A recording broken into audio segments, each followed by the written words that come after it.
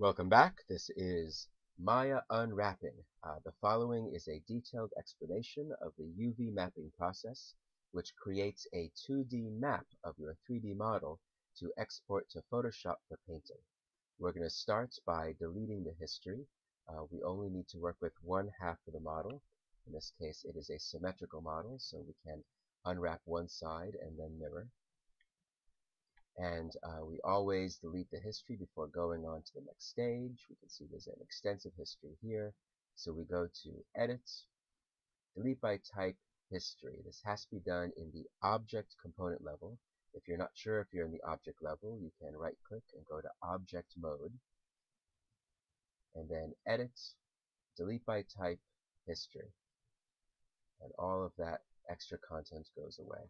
The next stage is we're going to apply a checker map. This will be very helpful for telling us if we're doing a good job creating even mapping on the model.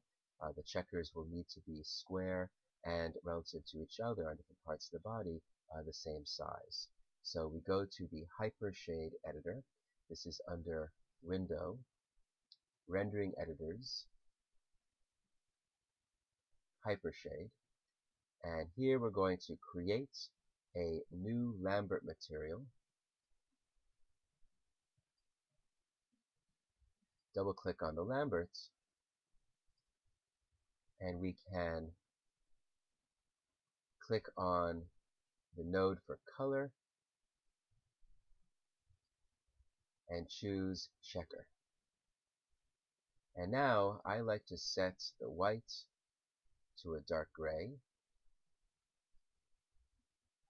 and the black to a darker gray, but still not white and black.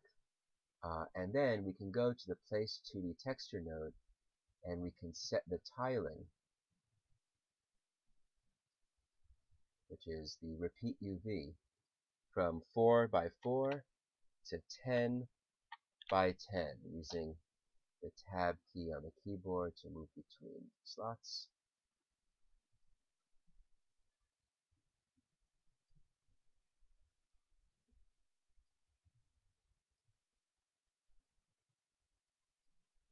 And now I can middle mouse drag this material onto the character, and if you hit the 6 key, you can see it on the character. And right now it's a bit of a mess. The third preparation stage will help us to at least get that mess out of the way. We go to the Windows menu again to get the UV Texture Editor. This is a 2D editor for 3D objects. This allows us to manage the UVW, which is the coordinate system for XYZ, but in 2D space. Right-click to choose UVs, that's the only thing that can be moved in this space, and move them out of the upper left-hand corner of this interface. This upper left-hand corner is called the 0 to 1 space. And this third step, after deleting the history and making sure you have a checker map, this third step is called clearing the 0 to 1 space. We can go on to actually shrink this. This is the entire model as a messy little UV. And we can shrink it so much that it fits inside of one of these little checkers. The checkers continue beyond where they're currently visible. And so if we want it to be in a lighter gray, we put it next to a dark gray. And now we can see the model is all this light gray. One of the most exciting things about the UV texture editor in Maya is how you can select something in the menu and instantly have it available to you here in the UV texture editor from the viewport to UV texture editor and back again. I can select, for example, faces here, and then we select it here on the model. And that will be very useful later. And that completes the basics of the preparation. Now that that is done, we could actually start unwrapping part of this model. And we start by choosing faces. There are 4 steps to UV mapping, and we're going to apply these steps to each part of the model. The 4 steps are selecting faces, applying UVW mapping, adjusting that mapping to get a cleaner result, and then repeating on other parts of the body. So we'll start here in the viewport. I'd like to actually work in the front view, the ortho views. I will select face, and I'm going to choose a mappable area. This arm is a good mappable area. It makes a cylinder, and I know that there is a cylindrical UVW mapping type, just as there is a planar mapping type, and so I think this will work well. I'm going to hit Shift and caret, the period button on the keyboard, to expand my selection to the rest of that sleeve. And then I will hold down the Control key to remove this part of the jacket from the selection. So I only have this cylinder.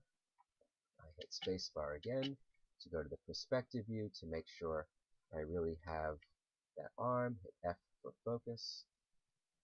Make sure there's nothing else that I've accidentally selected, like this little bit down here. And now I just have the cylinder of the arm.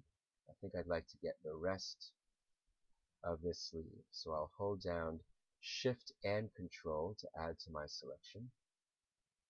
If I just held down Shift, that would reverse my selection. So the parts that I have selected would get deselected, even as the parts that I'm trying to select get selected.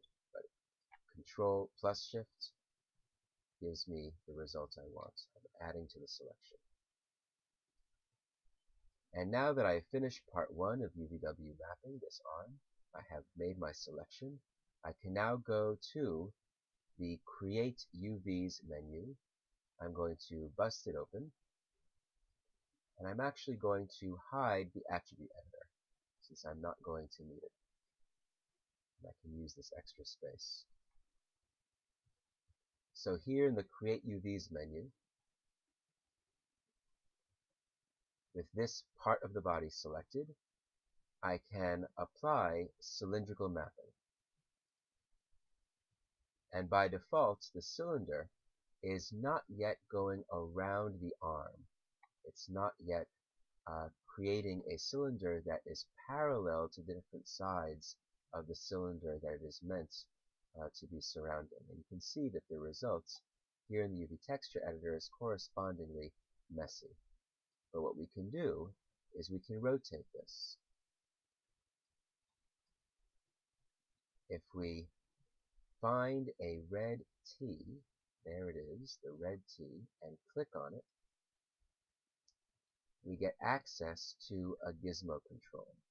By default, we have the Move tool, and what we need is the Rotate tool. So we click on this blue circle, and we get all of our Rotate tools. If we rotate here on the blue axis on Z, we can get a rotation that goes around the model.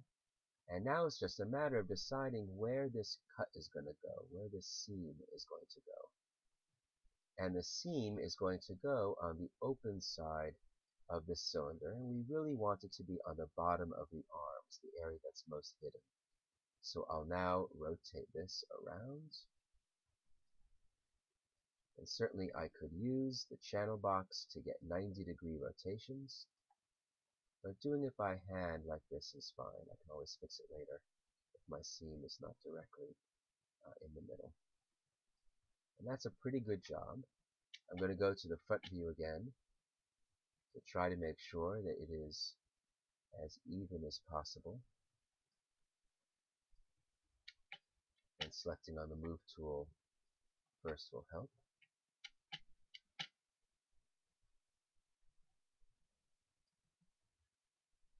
And if I move this over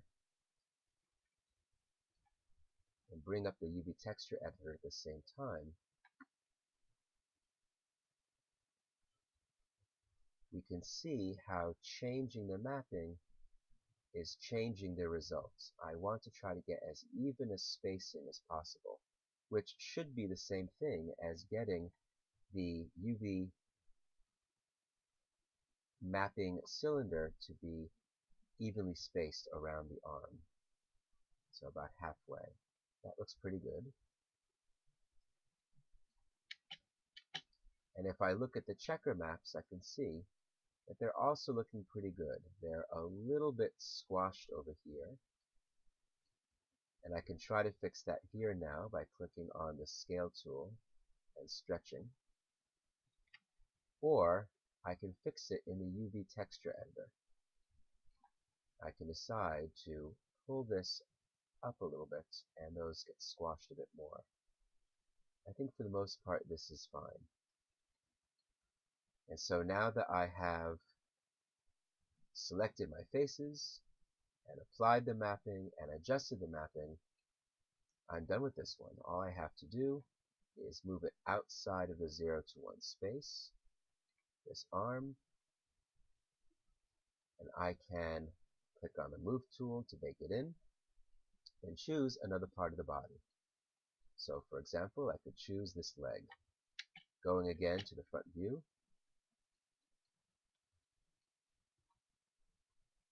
I can go to Face, and select all the faces of the leg. Again, I'm going to hit Shift, close caret, or the period button, to extend my selection, and Shift, Control, also, to be able to add to my selection.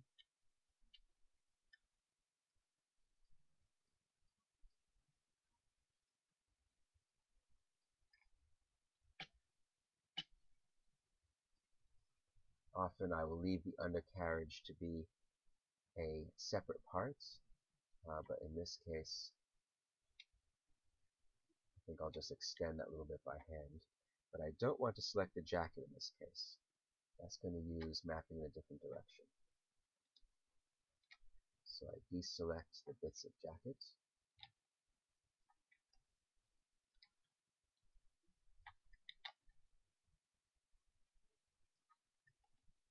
Anything else that I might have accidentally added to my selection. And I believe I just have this leg, which I can make a single cylindrical mapping because it's relatively straight. So I once again go to Edit UVs,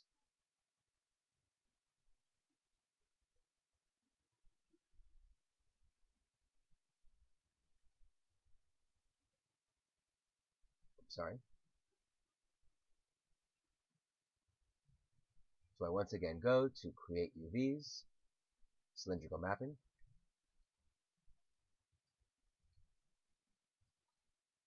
I find my T, rotate, and I adjust to try to get a straighter line this way and this way to follow the angle of the leg, to try to get the cylinder to match the angle of the leg. I look in my UV textures to make sure that my results are straight.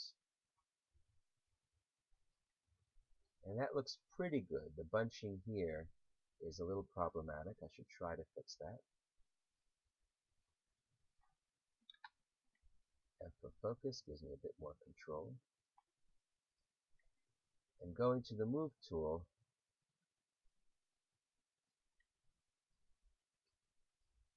I can try moving this tool back and forth to get a cleaner result.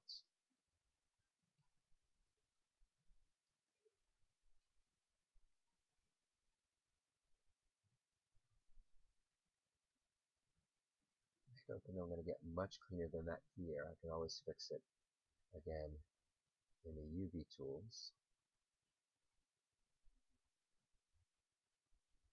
Yeah, I think that's about right. So here I can stretch these out, stretch these in rather, to try to get a more checkered result.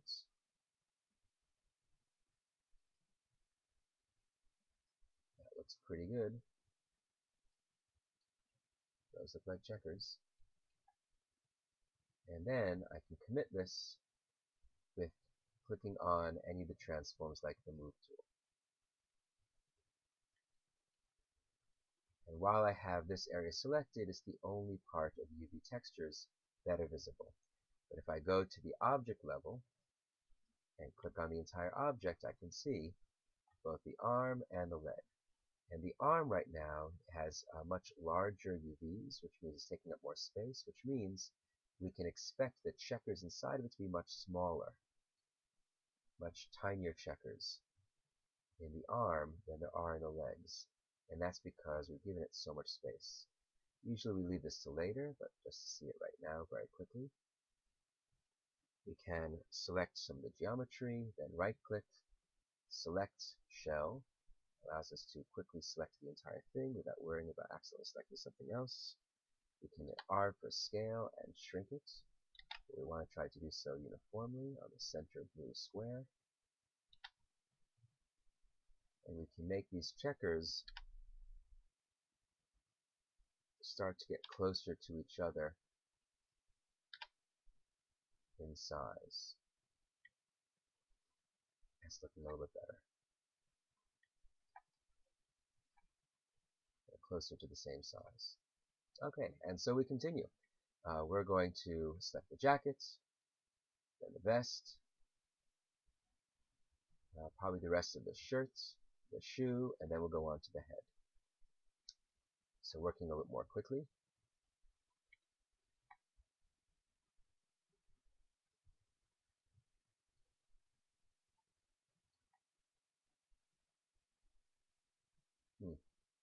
Here's a trick to get the jacket.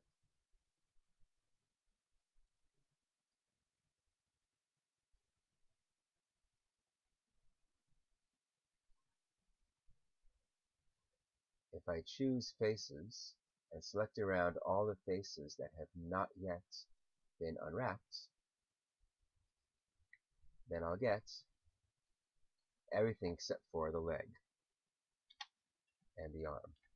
And so now I can deselect the parts that I still don't want to work with.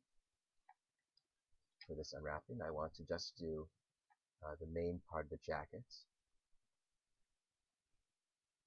and not including the top that wouldn't work well with the single cylinder.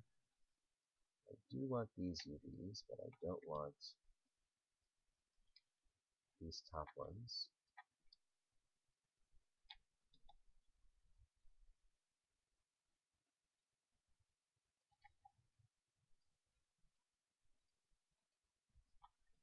And I might as well get the vest as well. I can work with the same UVW map, and then I can always detach it.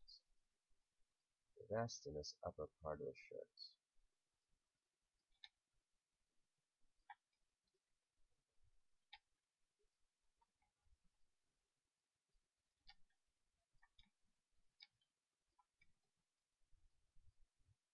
I'll go a little bit higher.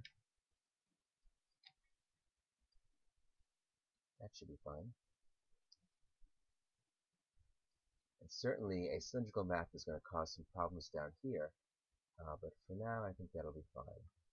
So I'll apply Create UVs, cylindrical mapping, and right now it has centered the cylinder around the selection, but we want to have it centered around what would be the cylinder if the whole body was here. So I'm going to click on the red T for transforms, and I'm going to, in the front view, move it over so it is centered on the cylinder that would have been if the entire body was there.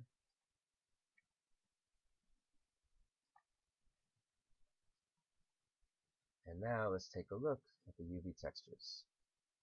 What is the result of this so far? Not too bad. We have the funny part inside as predicted. For the most part, this looks pretty decent. And the checkers, well, they're a little squished back here and up here, but otherwise they're looking not too shabby.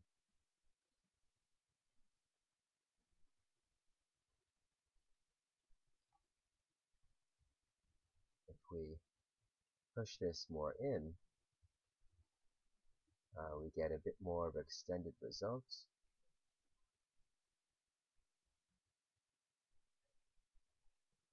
think that's pretty good, actually. We can certainly move in the UVs for the back later. I like how that looks on the vest. So we make sure it's outside of the 0 to 1 space. Once again, commit the change with the Move tool. And once again, we can select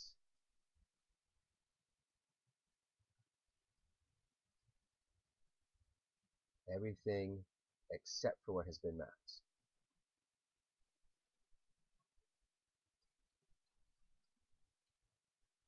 So just to finish the jacket area, deselect the hand, deselect the shoe, deselect the head,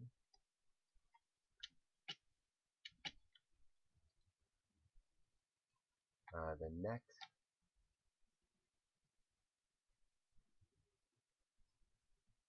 and the collar. What we really just want here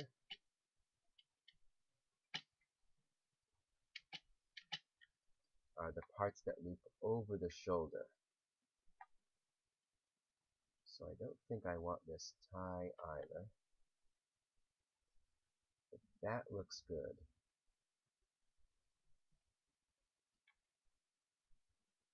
Except that I'll remove the collar.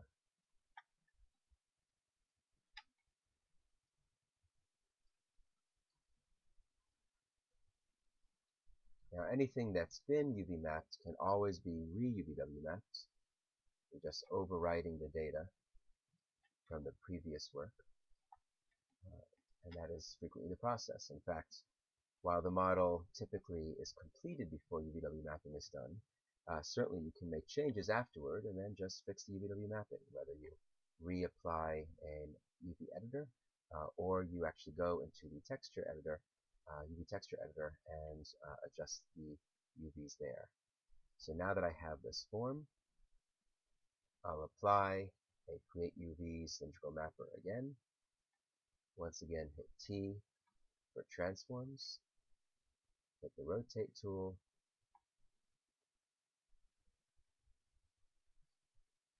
rotate on the blue axis for Z,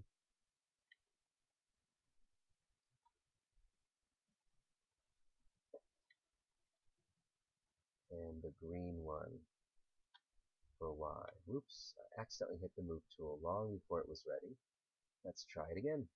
Cylindrical mapping. T for transforms. Rotate.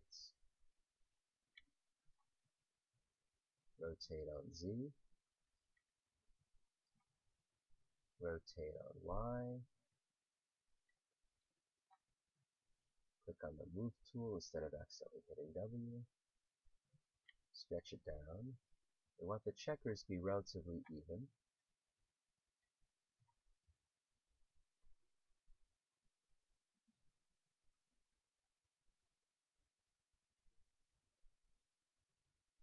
Even in the stretch of this. And that looks pretty even. If we bring back the UV texture editor, we can make them even and checkers by stretching everything this way. Pretty good. Certainly things are still a bit stretched on these edges, but that can be fixed here.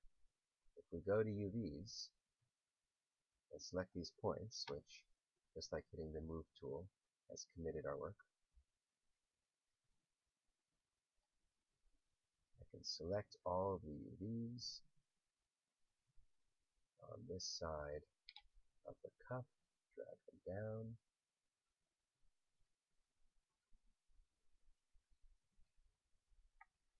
all of the keyboard shortcuts that work for the viewports also work here. WER is Move, Rotate, Scale, and all of the keyboard shortcuts for panning, orbiting, all of those are the same.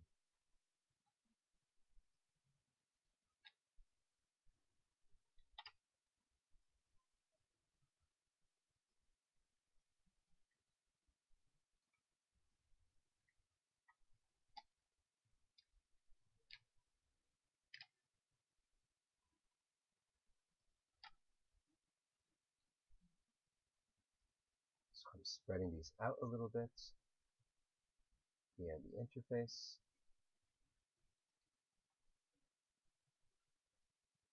Select shell. This is by right-clicking. Right-click, select shell. And now I can scale this dramatically by clicking on the blue square. And I want this to get to the point where the checkers are about evenly sized with the jacket around it. So there I have it, tiny little piece.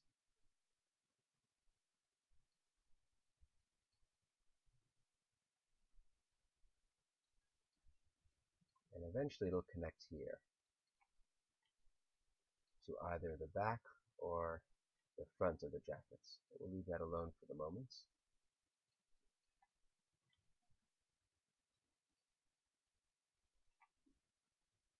Go back to face and select the remainder. So what do we have left? We have the hand, we have the shoe, and we have the face. Let's address the hand. Certainly, we could apply a cylindrical map to each of the fingers. And if you're creating a film where you're going to see a character's hand very close up, that is a good thing to do. But in this case, for a character that is not intended to have the hand seen super close up, I will simply apply a planar map to the entire hand, although of course I want it to be parallel to the surface.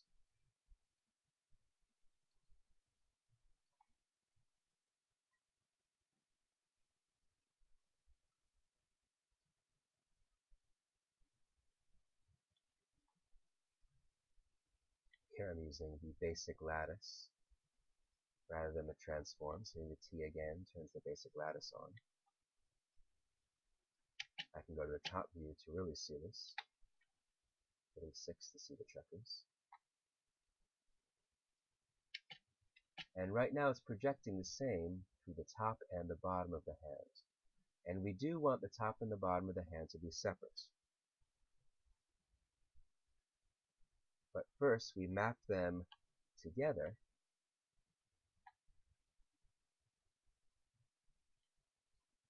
so here we have both.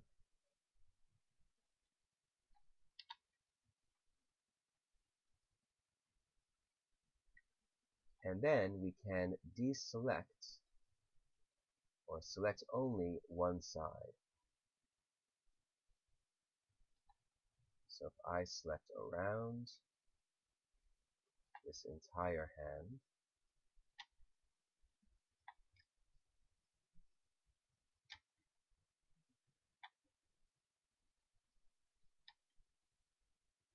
I can then deselect the top and the sides.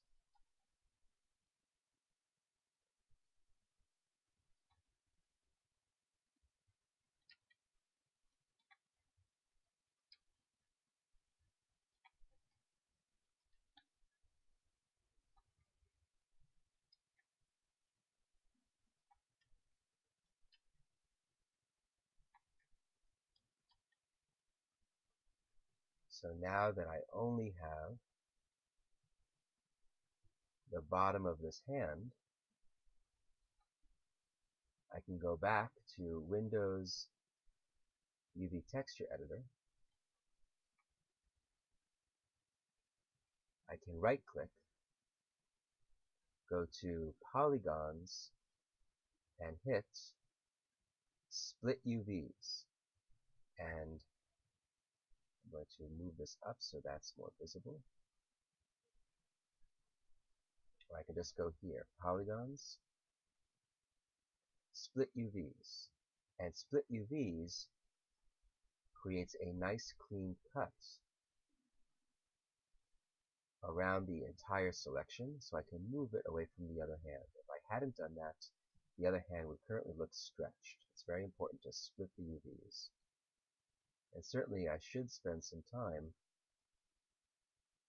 now cleaning this up so that the geometry is not overlapping. in this 2D interface.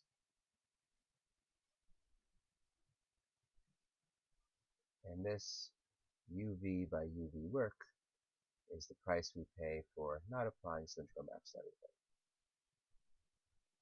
In this relatively low polygon hand, it's still a time saver.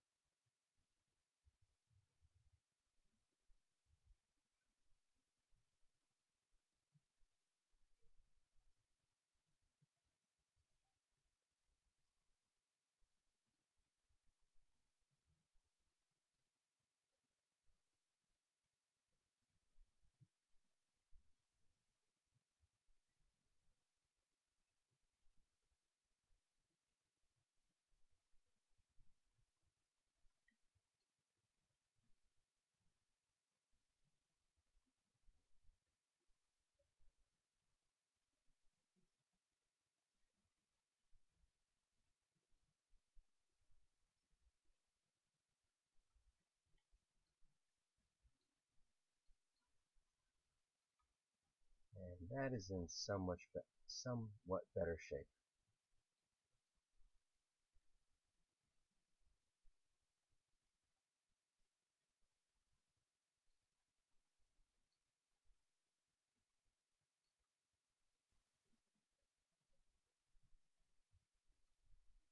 So now we're going to take care of the foot.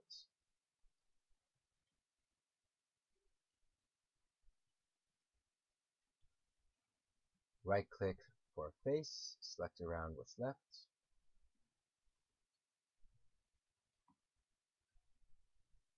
Deselect the head, and all that's left is this shoe. Hitting F for focus. This is the still pretty low poly shoe that we made for Abe. Probably want at least one more line through here, maybe a bit more detail. But for now, we're going to unwrap what we've got. And in this case, we could do a planar map in the bottom, and then a cylindrical map going over the top. But let's take a look at the Create UV automatic mapping tool. What automatic mapping does is it puts 6 planar maps on this object, one on each side of a invisible cube. It doesn't give us the tool. We just have to look at it immediately in the UV texture editor. And here we can see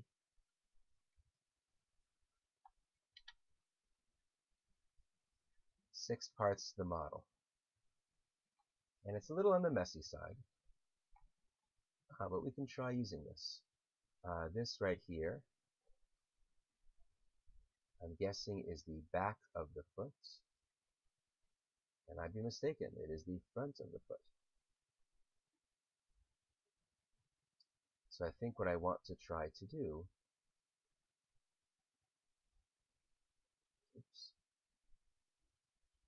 is I want to try to stitch to that edge. No, that would be to the shirt. Okay, to the pants. So let's try this instead. I'll do this side. We're just going to connect to the side of the boots. We go to polygons, polygons, move and sew UV edges. And the foot comes with. This side, polygons, move and sew. And I'm not 100% thrilled with how that's working. I'm not loving what a spread out shape I'm getting. So I'm going to fudge the UVs here a little bit. I'm going to deselect everything but this side view shape. And I'm going to rotate it so that it is more vertical. I'm trying to get something that is a bit more square overall.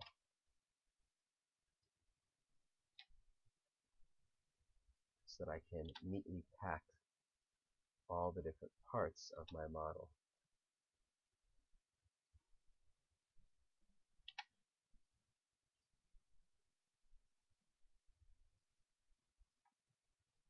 And I'll do the same here.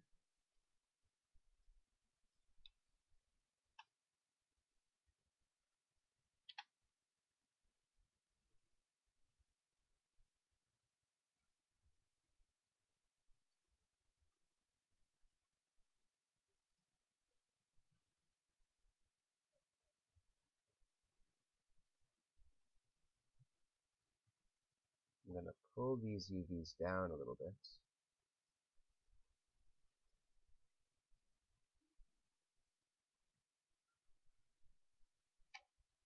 This piece is going to come here, so I'll right click, I'll go to polygons, move and sew.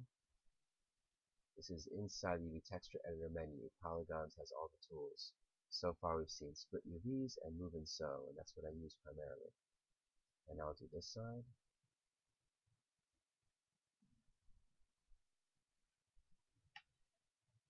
Polygons, move and sew.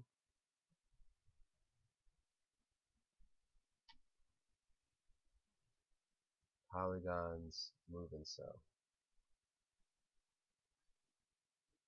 It needs to be on UVs, not vertices, to make adjustments here. Vertices won't work. This here is the back of the foot. I suppose I can just stick that on one side.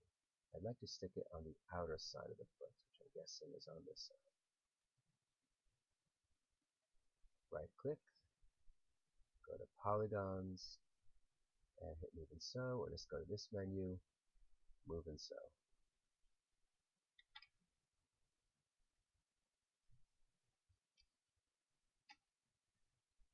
Polygons, move and sew.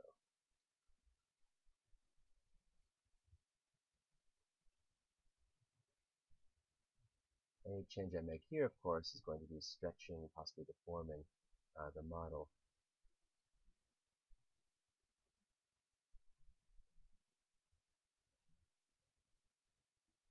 But only slightly. So here's the side of the foot. Right click, go to polygons, move and sew, or go here, polygons, move and sew. And there, the whole shoe is unwrapped. It doesn't look too shabby. A little stretched up here.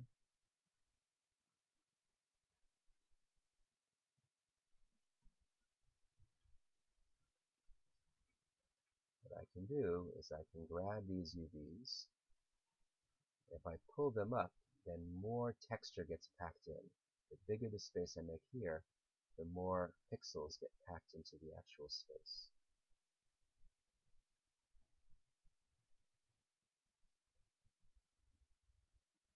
And so that space looks a little bit better now.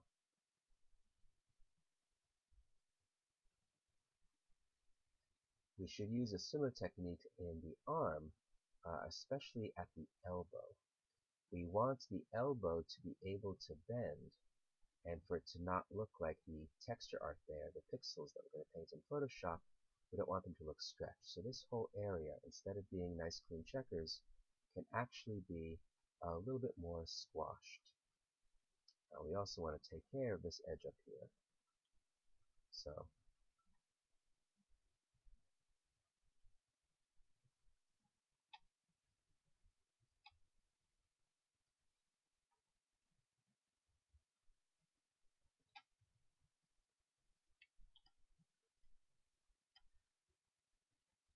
pulling up these pairs of UVs.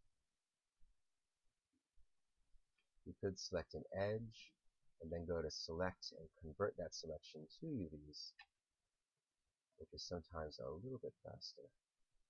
In this case, I'm just clicking and moving, clicking and moving. And it's a time-consuming process. UVW mapping is a time-consuming process, but it's a pretty straightforward process.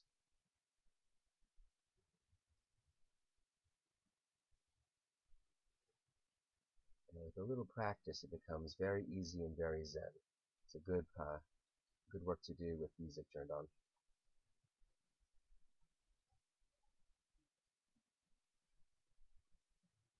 So now I am selecting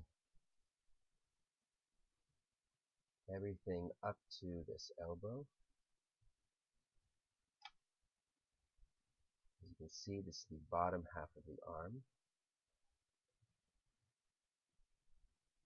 And I pull this up in order to pack more detail into that area.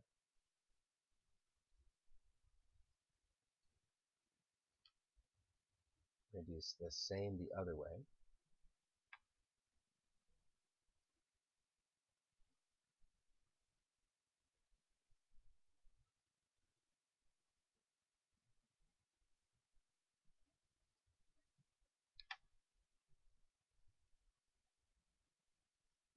To pack more detail.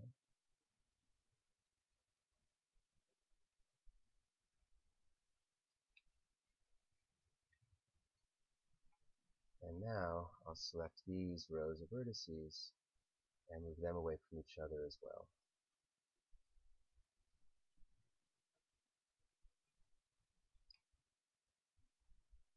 These row of UVs, not vertices.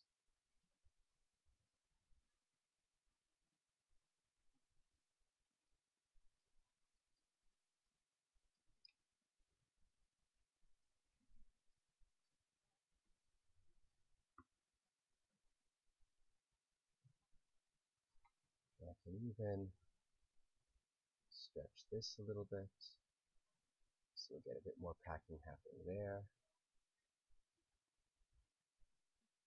and this a little bit. So that whole area can accommodate some stretching. Good. The elbow will typically get a similar process, and I like to have the elbow up. So I select around the entire form and rotate, using this button to rotate 4 times. I can now select around the entire shoulder, and I can scale non-uniformly to stretch them away from each other, and therefore have something that can accommodate some stretching. More pixels will go in there.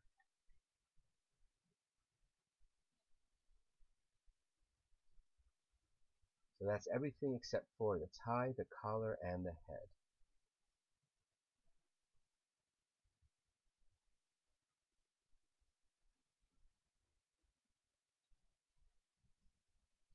I'm going to work on the head next.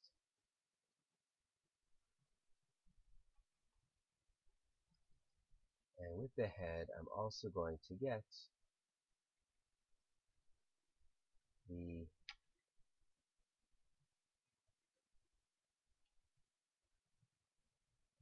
collar.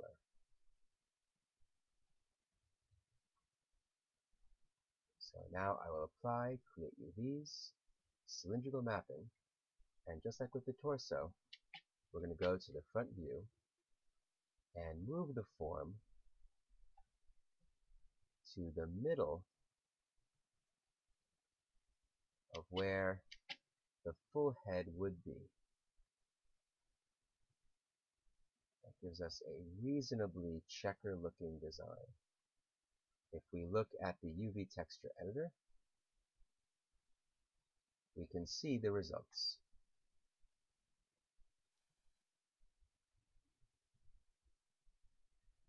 And this looks pretty good. We have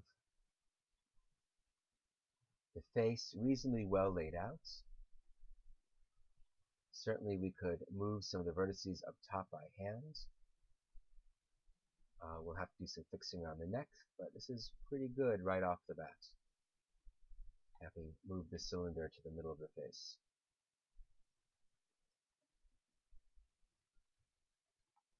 I'm going to right click, go to UVs to commit the results, and I'm going to detach the collar. In this case, the way that I'm going to do it is I'm going to go to Edge.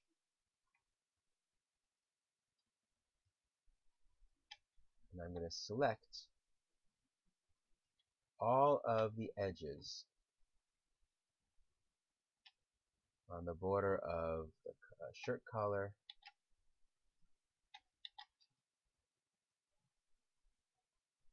and the neck.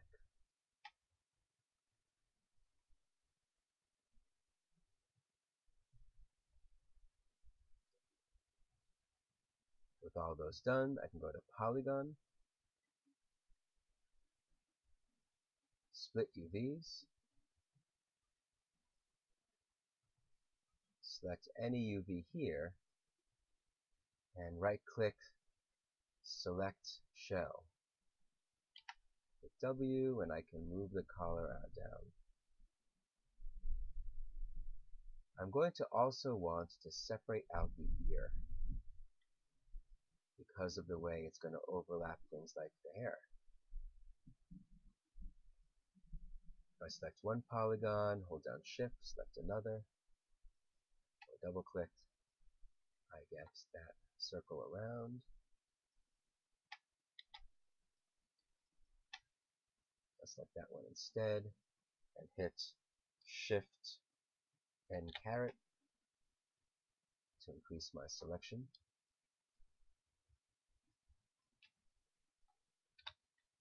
F for focus. I think I'll want these polygons in the back as well.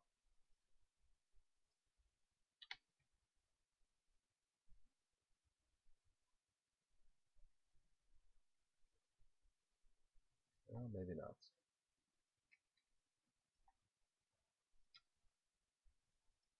That looks pretty good.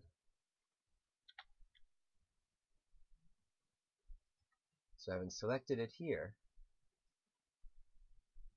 it's automatically the only thing visible here, but if I were to move it now, I would stretch the form. So instead, I go to Polygons, split UVs, and then I can move it out without causing a problem. And it's good to take a little time in UVs, just like we did with the fingers,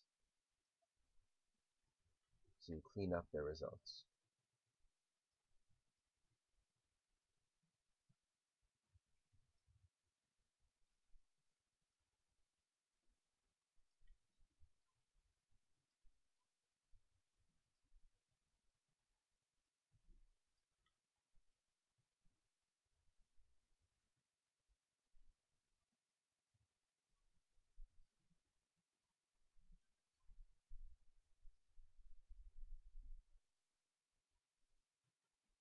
Some of this results needs to be restitched.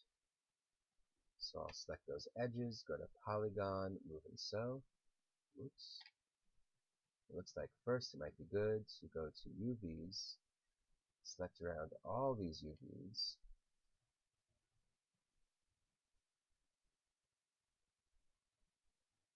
and do a quick merge.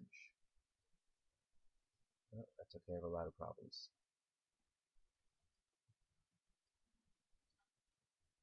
If I select around all of these faces, or we'll do it in UVs, if I select around all these UVs, I can go to Polygons, Relax. And let's see how that does. Well, that's certainly creating a specific result. It's not really giving us the form of the ear anymore. We could try to go to the option box for Relax and reduce the number of iterations, try world space instead. We'll see if that gives us a happy result. No, not so much.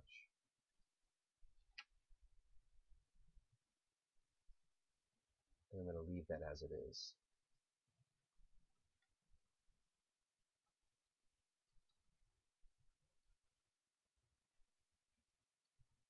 we're going to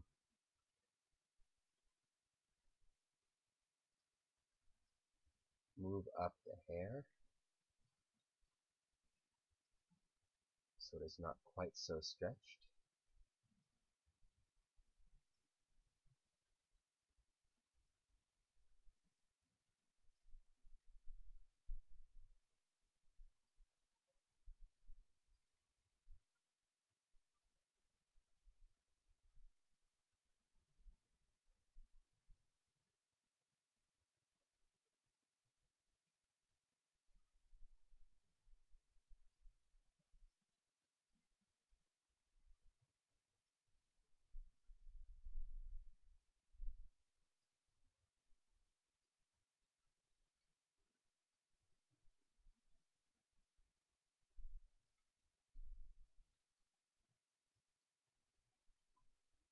And we're going to detach all of the hair, including all the facial hair. So I'm going to start here.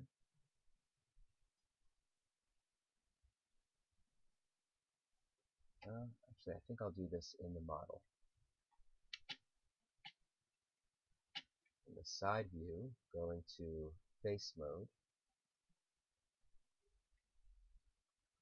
I'll select all the polygons for what is really only one side of the hair. This hair should be modeled very non-symmetrically, and I am waiting until after my model is unwrapped to actually model the other half of the hair. There are also some subtle changes on Abe Lincoln's face, especially around the mouth. That should be different in the two sides. But I am unwrapping first.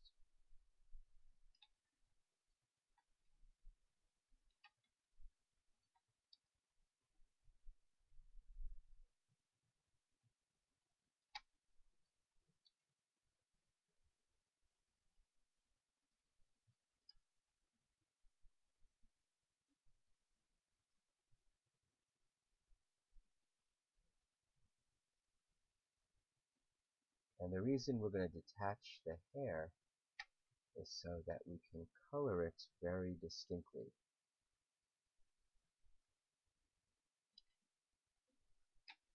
From the face and not worry about any confusion there.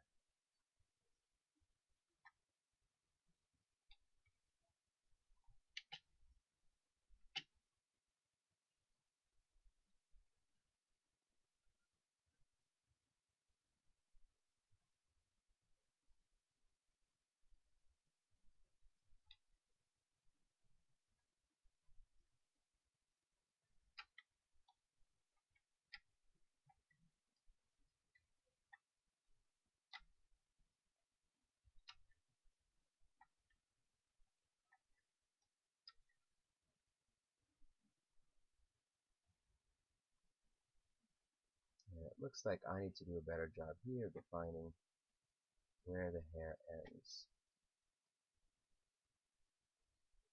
I believe that's right.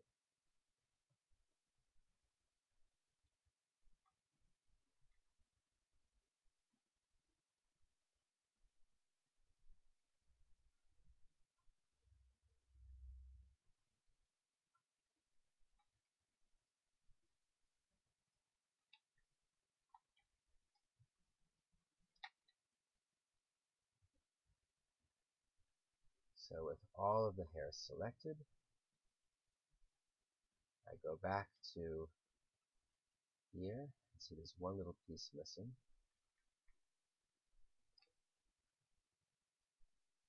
Otherwise that looks pretty good. And I can right click, go to not yet right click, go to polygons, split UVs, and then drag it away.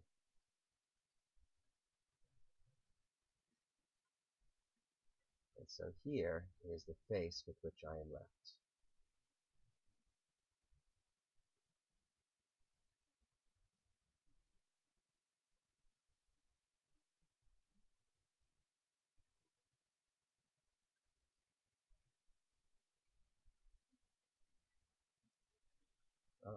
also get these brows.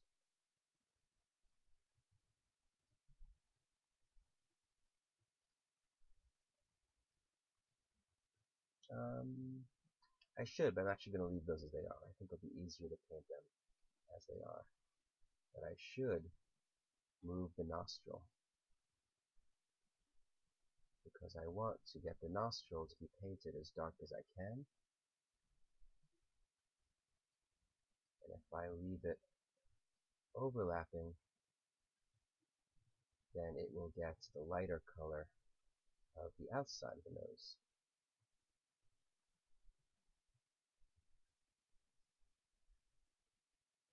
So now I can move these points in.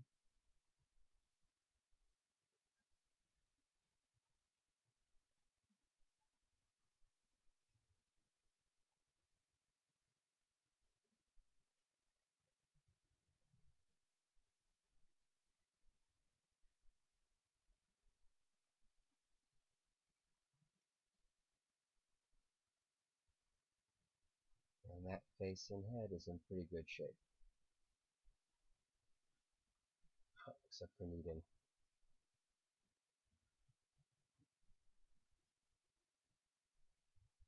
this to be pulled out so it's not underlapping.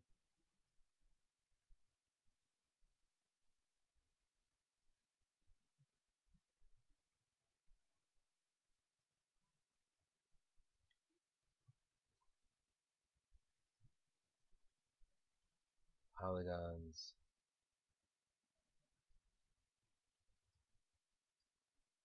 merge UVs.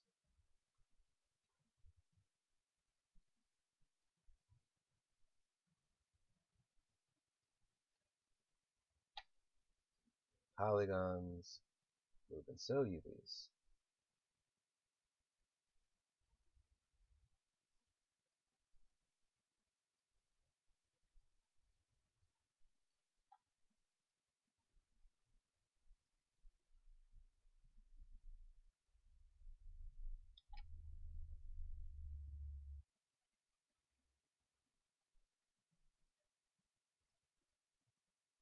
Polygons, merge UVs.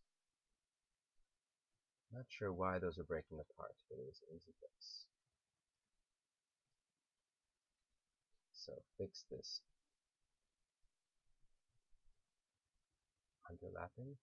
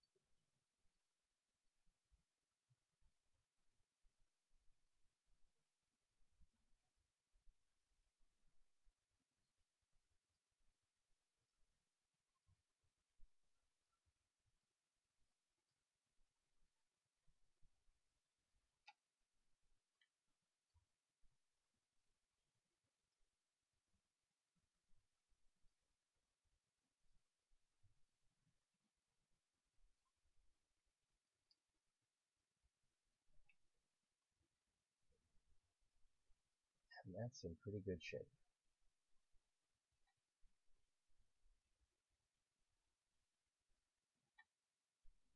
So the only part that is left to do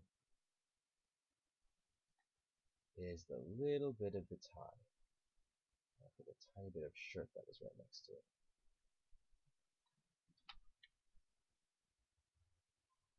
And this, I think, can be managed with just a basic planar map. Create UVs, planar mapping.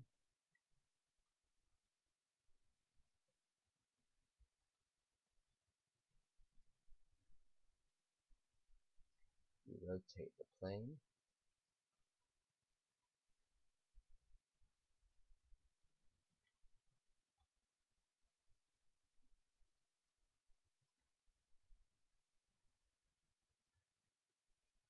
the sake of this demonstration, I could wish that it was a bit easier to see.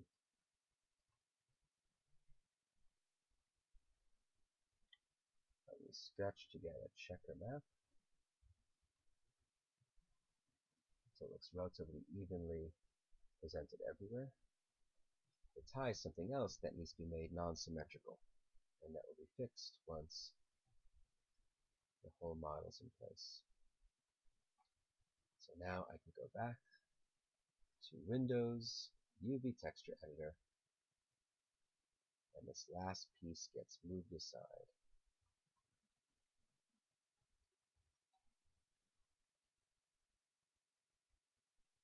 I go to Move. I'm going to deselect the bits of the shirt, and what remains, I'll go to Polygons, Split UVs, so I can separate the shirts from the tie.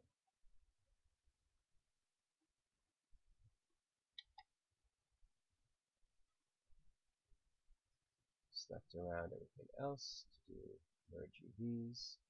The split process looks like it's also breaking up the vertices inside the form, but merge UVs fixes that very easily.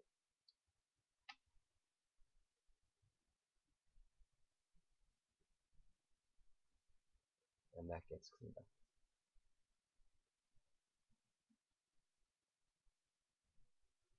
This little bit here I'd like to put with the shirt.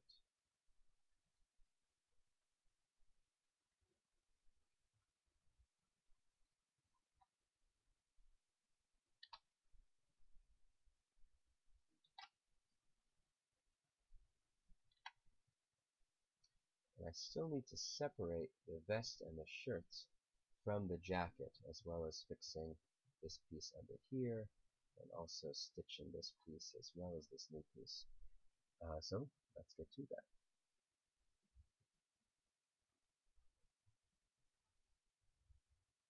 If I select around all of these faces, I can then deselect everything that's not vest and shirt.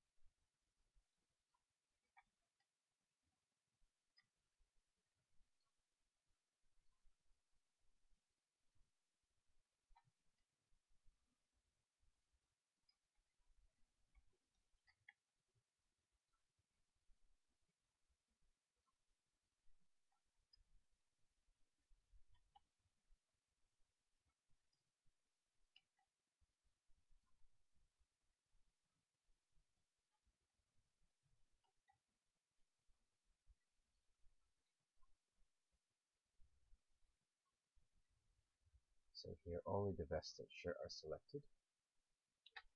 Hit number 4 to confirm, especially looking here under this column.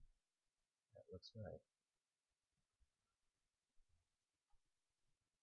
Back in UV Texture Editor, Polygons, Split UVs, move these aside, and then merge UVs, anything that might have gotten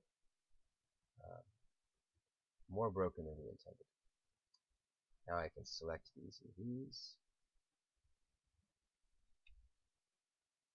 hold them down,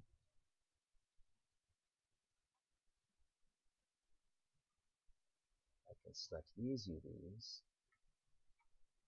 and then hold down Control to deselect this top part of the vest, so I can split the shirt from the vest.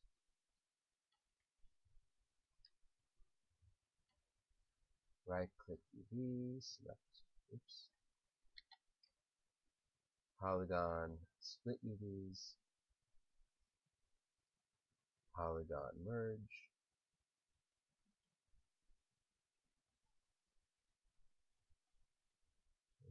these.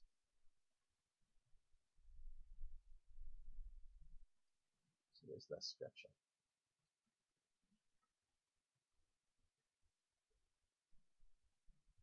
And finally, moving so.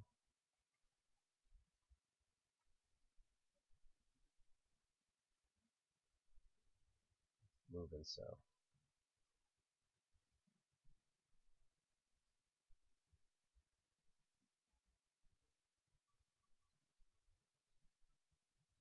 So vest, shirt,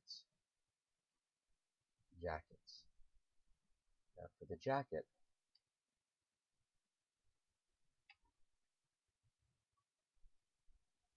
I could stitch this to the front or to the back.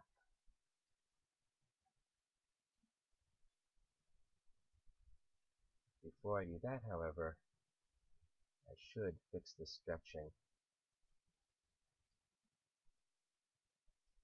on the lapel.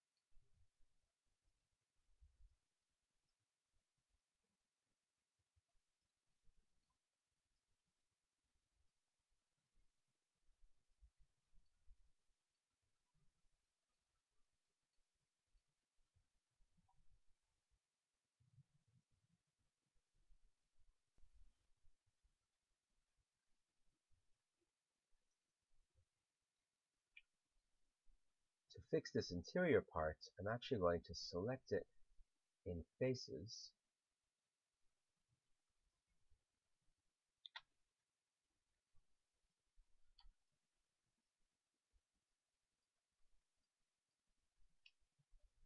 so I can detach it and flip it.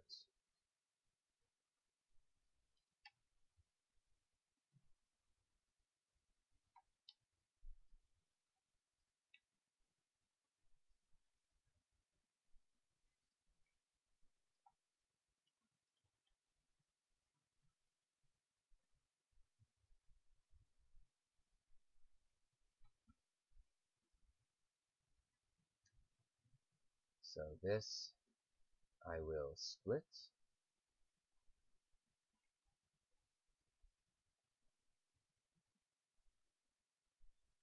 and I could mirror this. But I think actually what I want to do is simply to break this part off.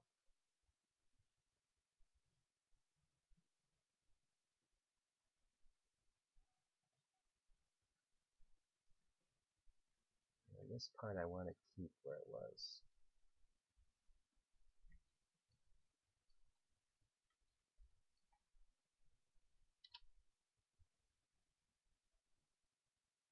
First, I want to mirror it, so I scaled it in reverse. Now I can select these edges, polygons moving so. Ooh, that almost worked.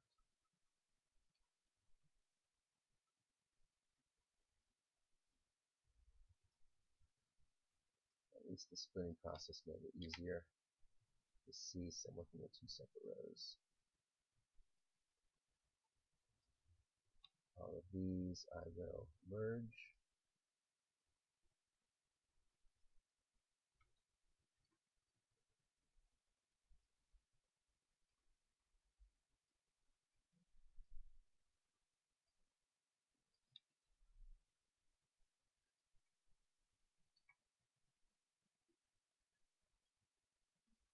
And then these faces get moving so. Yikes. Let's do these one at a time. Moving so.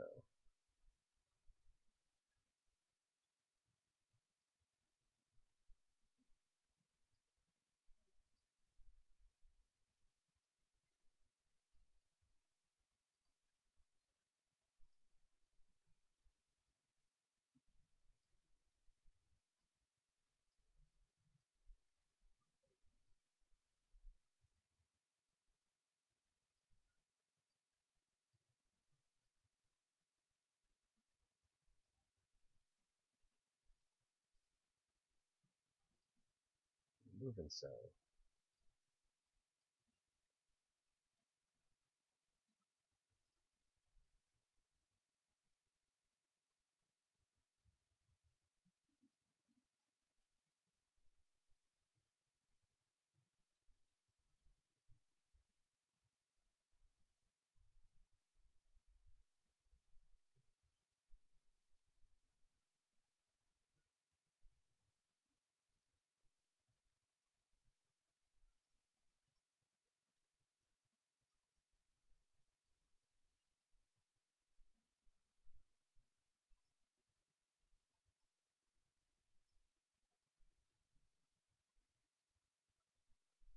Alrighty. So the last part here is just to stitch this on. If we go to edges, we can see how they would connect. And that is what it would look like if we connected from the front.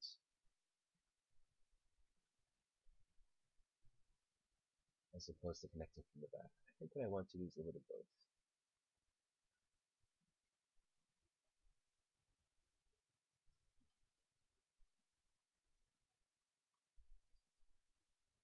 I'm going to split this off.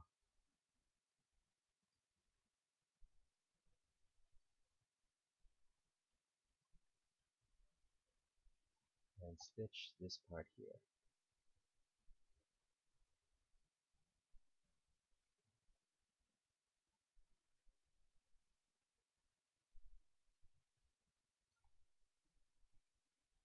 And then this part, I'll scale.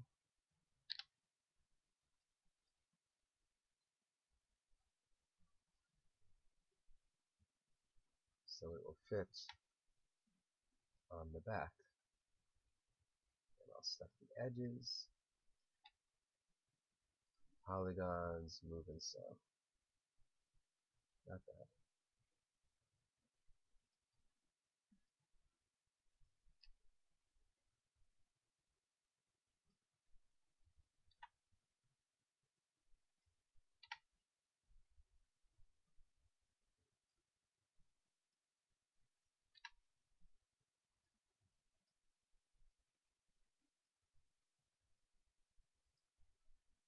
Soften these curves a little bit. Yeah, it does not look too bad. Let's see how it looks in the model.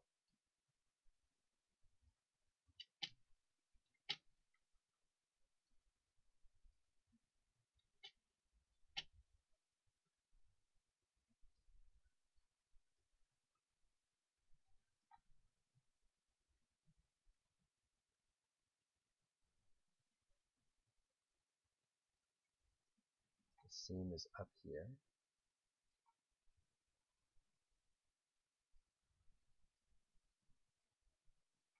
It's not too bad. We'd probably like to have it shift it over a little bit. It's probably okay. So this is where the seam line is going to go. And ideally, this would be the seam line. So let's make that the seam line.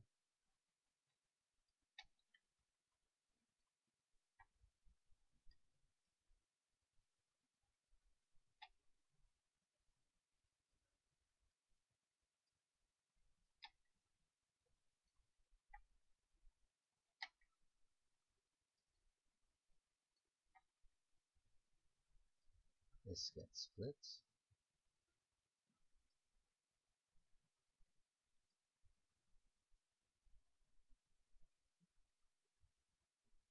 Select the shell.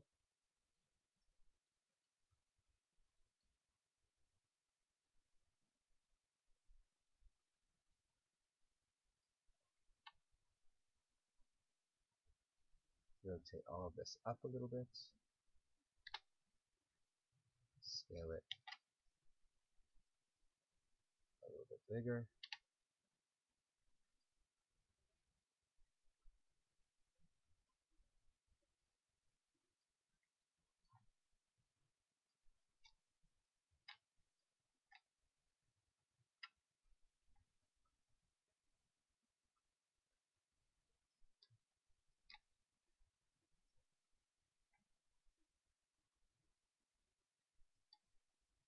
Go to edge, polygons, move and sew.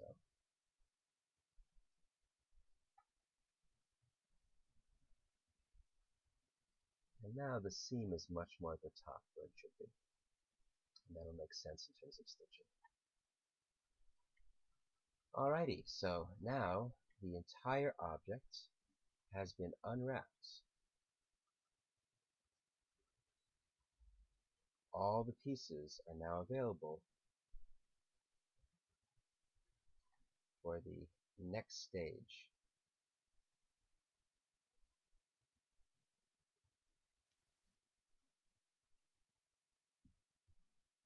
The next stage is to clean up all of these UVs so they are organized optimally inside of this 0 to 1 space. It can be helpful to turn off the image under the image menu so that those checkers no longer get in the way. And there are 4 criteria by which we will put all of these into this space. We're going to try to reduce seams. We're going to group by color. We're going to prioritize, and we're going to optimize. Reducing seams means that if we were to have, for example, the sleeve in 2 parts, an upper arm and a lower arm, we would want to stitch them together, and that way we would not have as many seams to paint. Right now we still have this outer seam to paint, and there's nothing we can do about that except to position the seam where the clothing seam would naturally go, so if there's some irregularity, it won't look as strange. I don't think there are any other seams that need to be reduced. I think we already took care of that when we fixed the shirt, the vest, the jacket. And now it is time to go to grouping by color. We're going to scale all the pieces in here, and all the pieces of the jacket, for example, are going to go into one place, and that includes the main body of the jacket,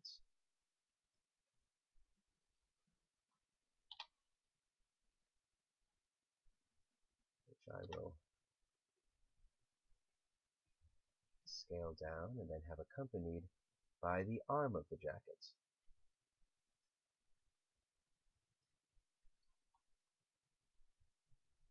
Which is also going to get scaled down.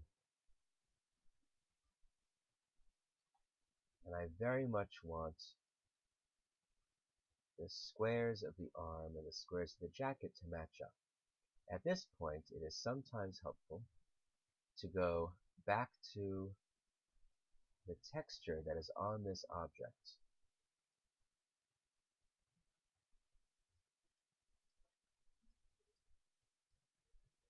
And we'll access that a little bit better if we go to Object Mode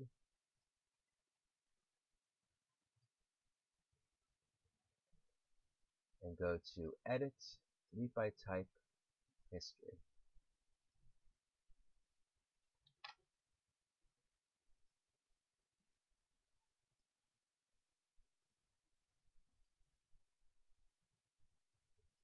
Now we can go to the Lambert. We can go to the Place 2D, and instead of 10 by 10, we can change this, let's say, to 20 by 20, or even higher, let's say 40 by 40. So we can see the detail that's on the arm.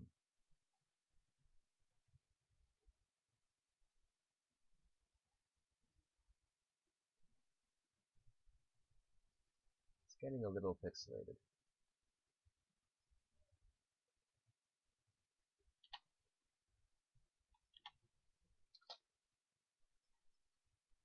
Rated by 30 is showing up a little better.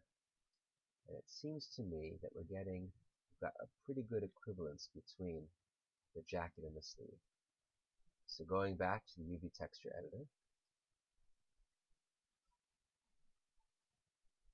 we want to fit these into the space relatively efficiently. Although right now we're still just focused on trying to group by color. These are going to have the same color, they're going to be textured in a related way, so they get put together. Here's the bottom of the sleeve.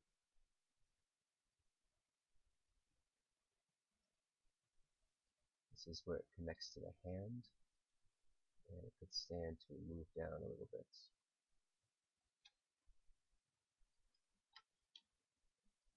So it is unlikely to look stretched or squashed.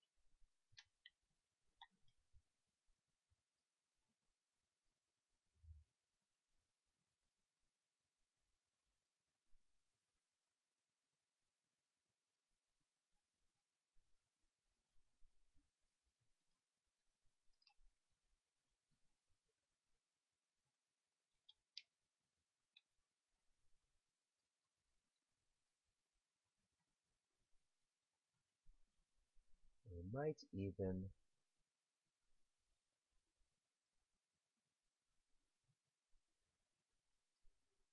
double click this edge. Oh, it's not. We might even, I can do it here. There we go. We might even detach the cuff.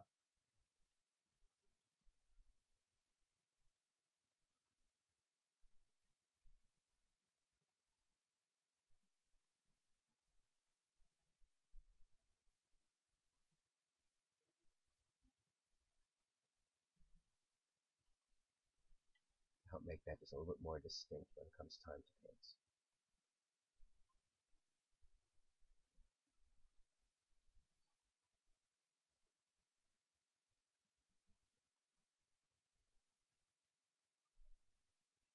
So move this a little more in.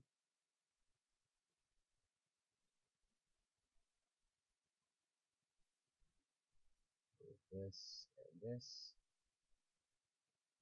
a little more in. And there we have the jack and the sleeve. And probably they could take up a little bit more space than they do. I think that'll be better. Okay, so now I'll get the pants. Pants are relatively easy, they're just in one piece, at least at the moment.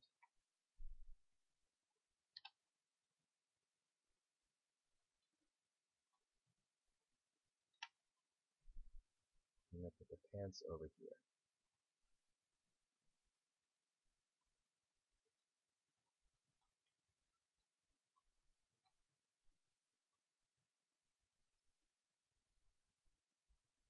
Now, is that seam where it should go?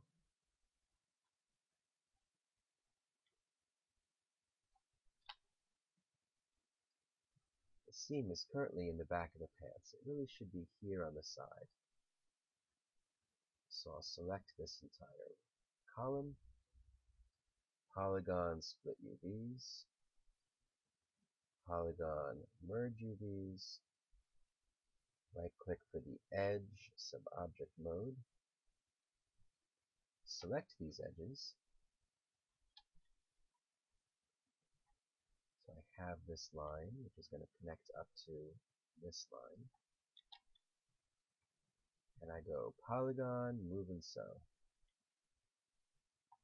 I should also take a moment realizing to grab the bottom of this cuff.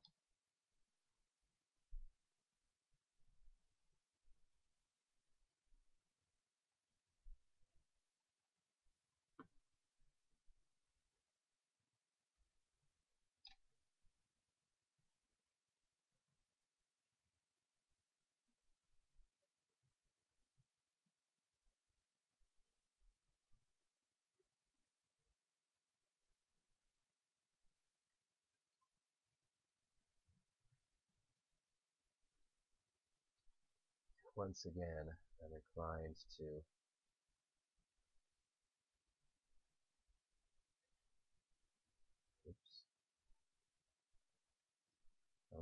to separate the cuff from the main body of the pants. Polygon, split UVs. Polygon, merge UVs.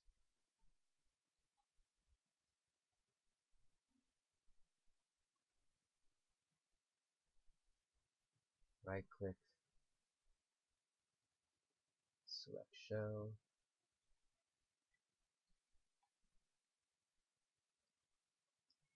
And the legs are in place. Oh, here's a little bit of jacket I forgot.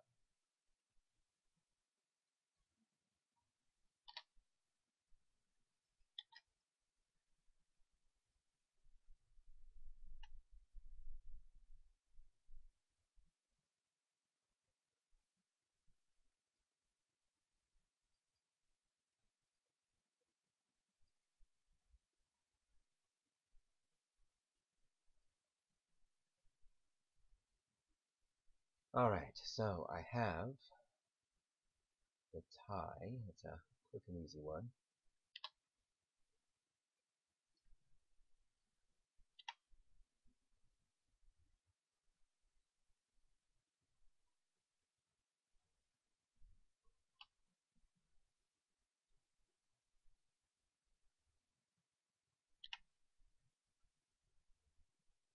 Stick this in here.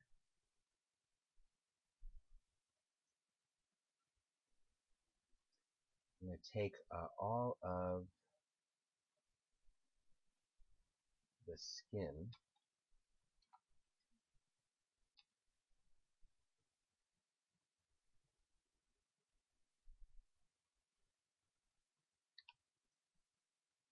and shrink that down. Now as we move all the skin together, oops, looks like some merging needs to be done here first.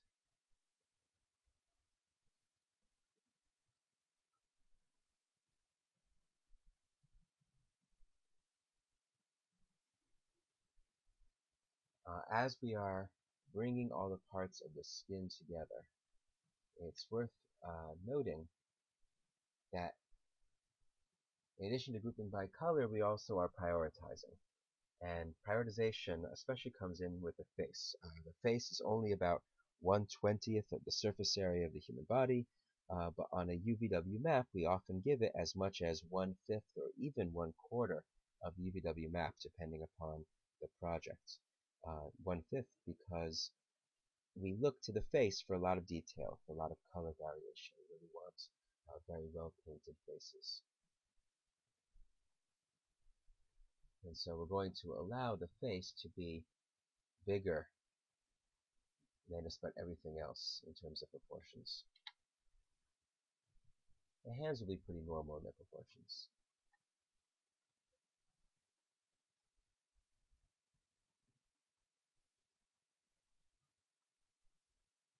Oops.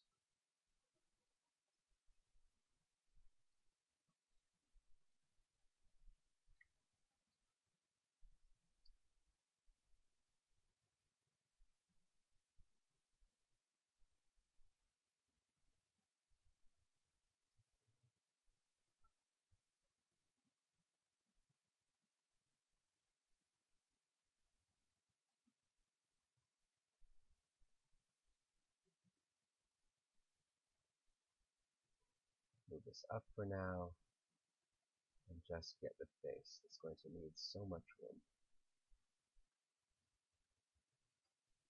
The neck probably doesn't need to be quite as detailed. So I won't feel bad about shrinking this a little bit.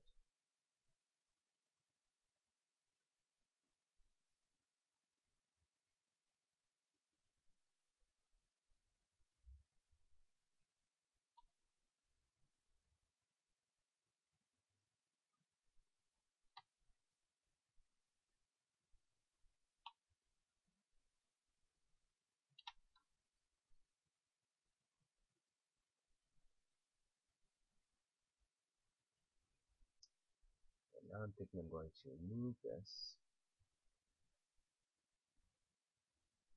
somewhere else. Move this down and allow the face to go a little bit larger.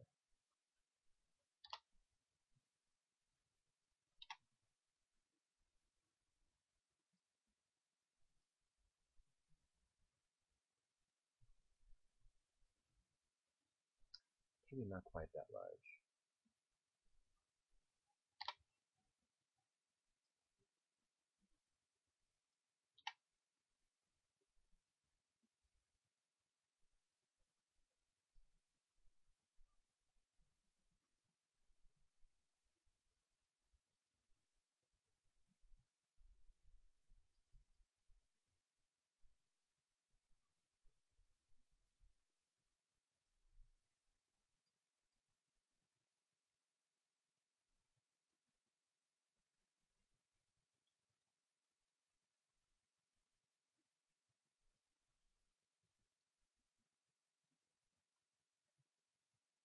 I think I'm okay with fudging this bit of skin in the back of the neck.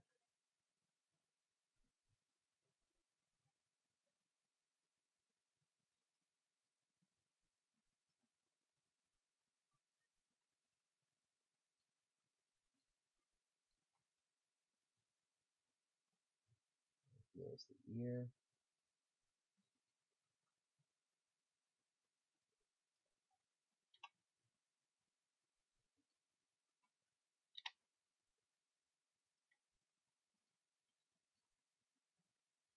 Here's the tie. So I have left the hands, the hair, the shirts, and the shoes. The hair is going to be a challenge just because it is such an irregular shape. The rest should be relatively straightforward.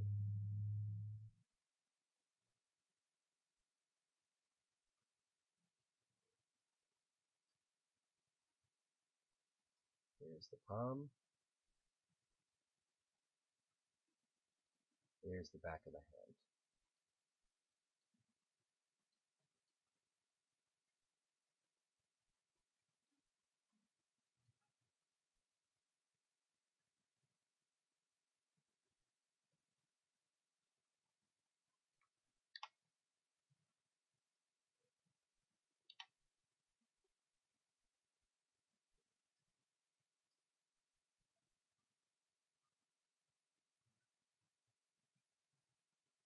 Here's the vest and the shirts.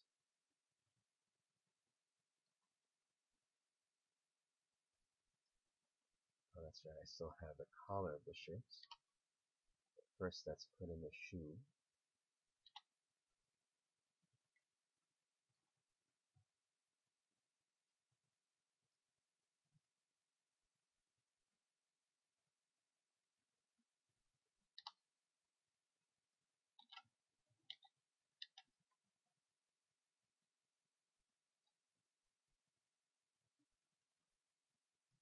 This object needs a quick merge vertices.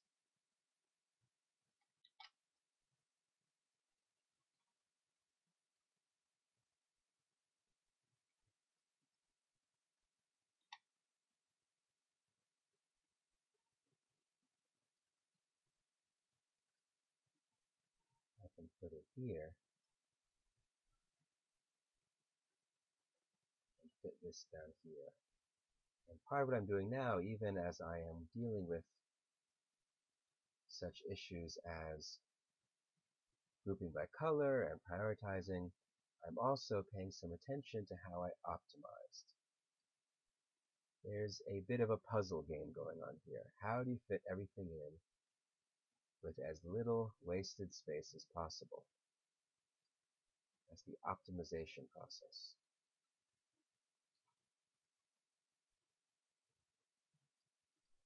So if you like puzzles, you're going to love this. And it actually can be a very satisfying process to do a good job with your UV arrangement.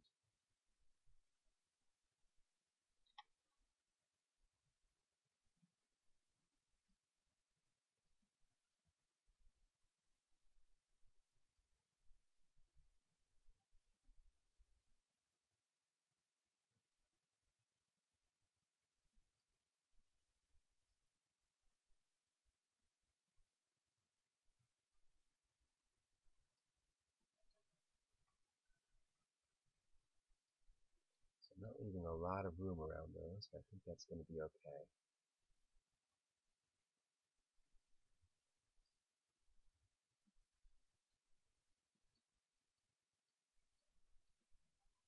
This can move up a tiny bit. I want to keep my arc inside the 0 to 1 square, and I want to have a bit of a gutter around all the pieces.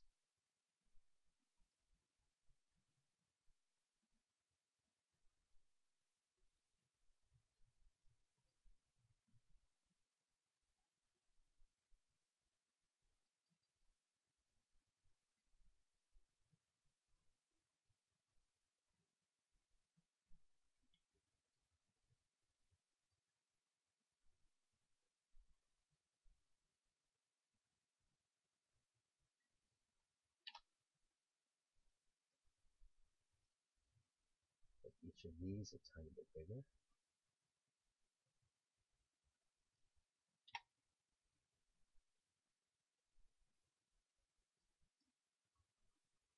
And now all that's left is this very irregular hair. And I think that my first job on this is going to be to make it not so ungainly a piece through splitting the polys.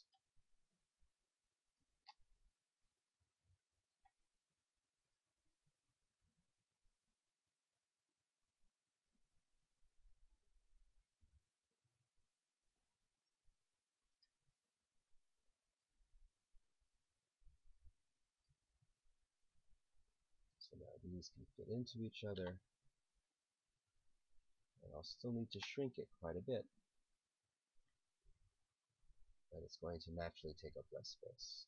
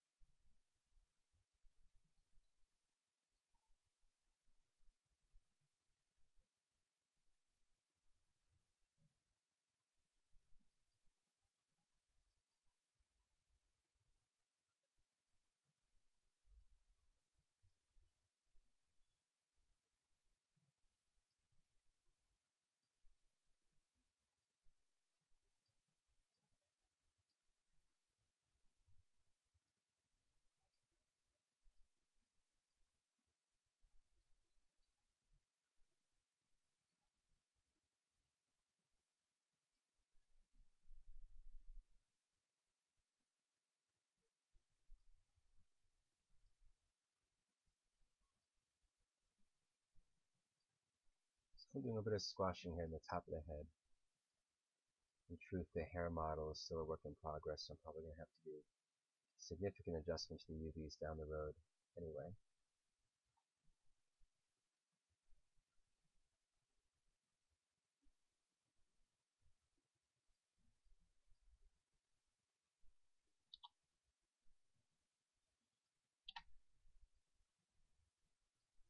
And this is good because I'm going to want to stretch out this part of the model.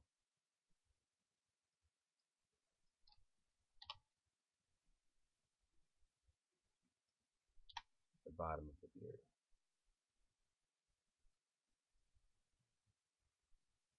So there's some wasted space here, but for the most part, this is pretty well optimized. This is using the space rather well. So we have reduced seams by putting all the pieces of the shirts and the jackets where they could be together.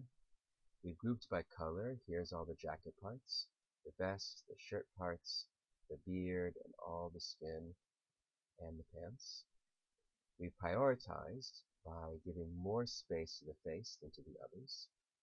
And we've done some optimization. We've moved, we've scaled, we've rotated to fit these pieces in as best we can so that there's as little wasted space as possible and still a gutter around everything and nothing over the edge. And so now we're ready to export. We go to Polygons, UV Snapshot, Polygons menu, UV Snapshot. The destination is automatically going to be our set project. And I'm going to set this to 1024 by 1024, which is a good size for a character. Sometimes characters for games will go as high as 2048 by 2048, and in film projects as well. Certainly you would not want a character to be less than 512 by 512. It must be power of 2. I like 1024 by 1024 for this project. Instead of a Maya IFF, I'm just going to export as a JPEG. Again, it's going to go into my set project folder. And if I hit OK, it'll give me an error because I need to be in the object node. Object mode. And if I hit OK again, it generated the art. How can we tell? Well, we go into the menu, into images, and we can see the UVs that it generated.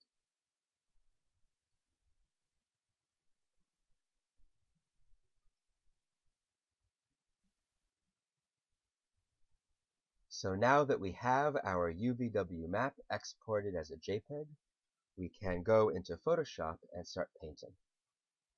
Rather than show a very detailed painting process, I'm really just going to show the basics of how to organize the Photoshop file and get the painting started. I'm going to double-click on this layer and change its name to UVs.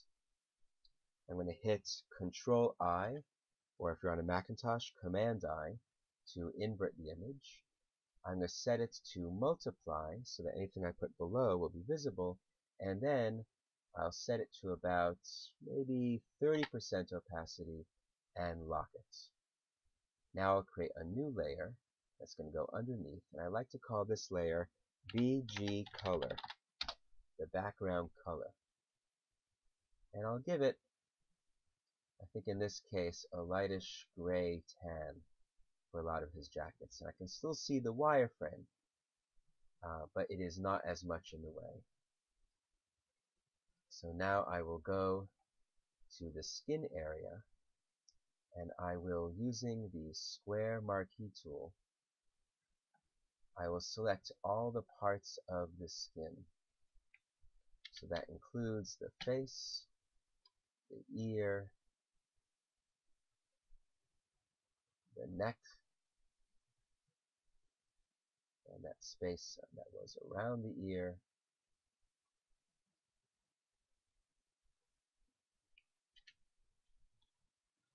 and the hands, since this model is not wearing gloves. The hands are going to be the same color.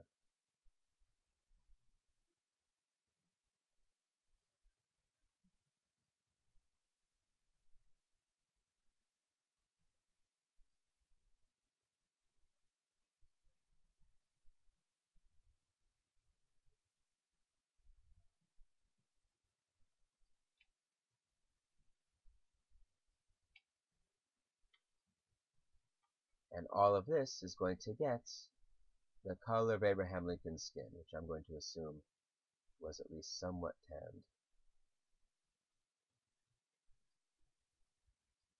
from not wearing sunblock.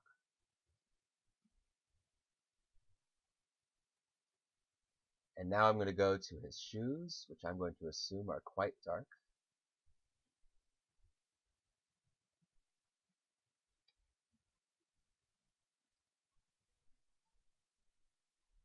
I want to avoid anything being actually black or actually white. I always want to have a little bit of color represented in this color map. But I'll choose a pretty darn dark gray, also in this brown range. Now I can go darker than that.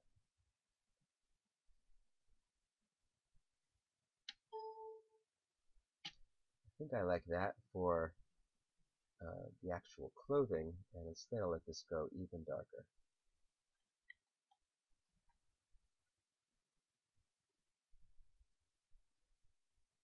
I like that.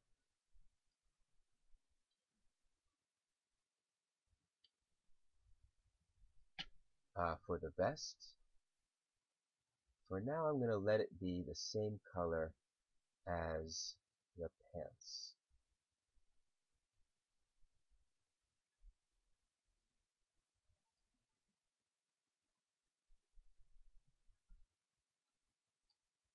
Assuming he's actually wearing a suit. But the shirt I'm going to make off-white. Again, we don't want anything to actually go to white.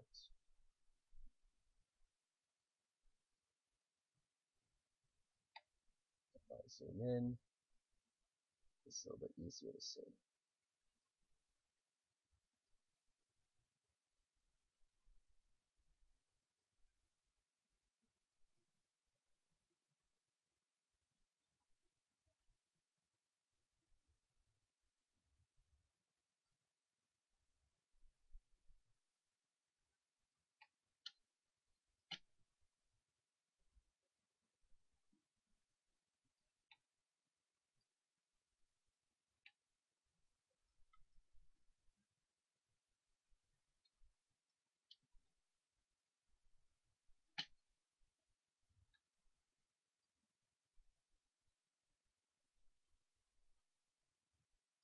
So this can go to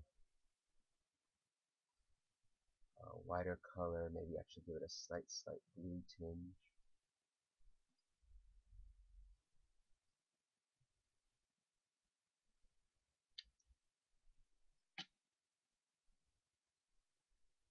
His hair, as I understand it, was quite dark.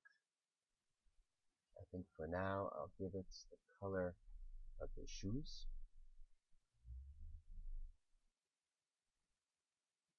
And I like the idea of this darker gray for the pants and the vest. Oh, the tie.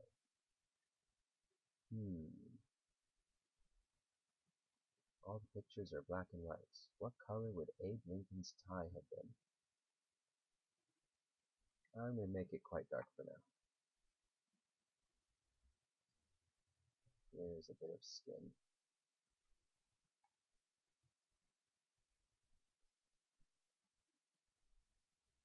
Okay. So now that I've got basic colors on everything, I can hide the UVs. I would normally be making layers for both details of the painted color and also a layer just for adding dirt and ambient occlusion, the way that the model will self-shadow, so adding shadows to the cracks in the clothing, really trying to emphasize the seams and the wrinkles But for now, just having these basic colors, Shift Control S to save as. For now, I'll just save it as a JPEG. It's a perfectly fine format for our purposes here. I'll call this Honest Abe underscore color. Hit save, and anything higher than 10 is not going to give us any benefit anyway, so 10 is fine. And going into Maya,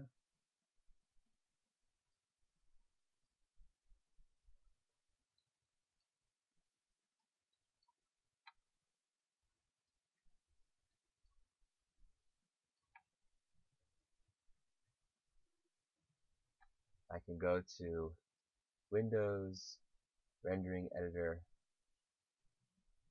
Hypershade. I can get a brand new material, let's say a Lambert. Double click, and then under color, I can choose file.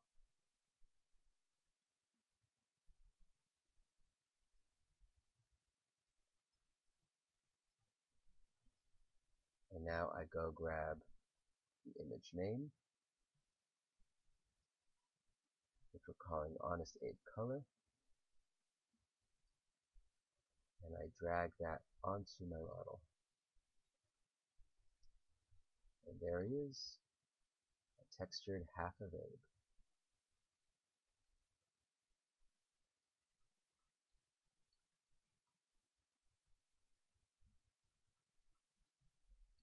Naturally, this needs a lot of painting work, and at this stage I would mirror what I've got, and when I do so, all of the UVs will duplicate. Edit,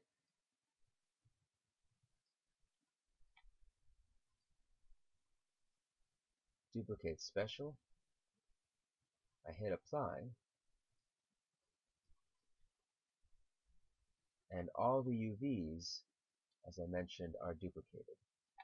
What that means is that if I go into the Window UV Texture Editor and select on this side, and I select on this side, it looks the same. If I select both of them and select any, let's say one part of this model, and go to Shell, if I move this over, well, there I'm moving both sides. If I only say select this one hand, select Shell, that's moving both one side and the other.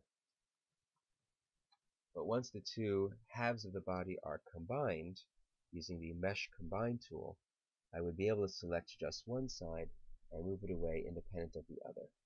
So that if I want a part of the body that is not symmetrical, I could move that part away, I could mirror it with a non-uniform scale, and then I could stitch them together and make way in here to make sure they fit. And that's it. That's the tutorial. Good luck.